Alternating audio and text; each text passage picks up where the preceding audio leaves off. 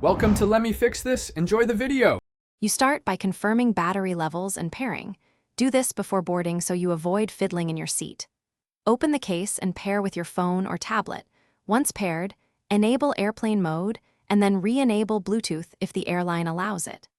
Make sure volume is moderate before takeoff to protect your ears and reduce requests to flight attendants.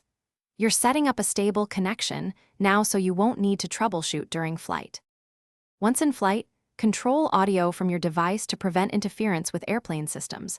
Some airlines route in-flight entertainment separately, so use your phone's Bluetooth audio for personal content. Switch between active noise cancellation and transparency to hear announcements. Transparency is handy when the cabin crew speaks. If you expect service or want situational awareness, use a single AirPod. This lets you stay aware while still enjoying audio. Make sure to lower volume during meal service or turbulence. As landing approaches, pause or stop playback and remove at least one AirPod so you hear crew instructions. Pack both into the case and stow in your carry-on. If you experience dropouts, toggle Bluetooth and reconnect. Alternatively, put AirPods back in the case, close for 10 seconds, then reopen to force reconnection.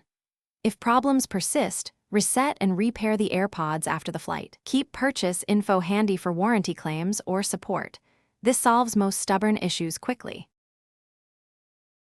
Thanks for watching. If you found this helpful, don't forget to like and subscribe.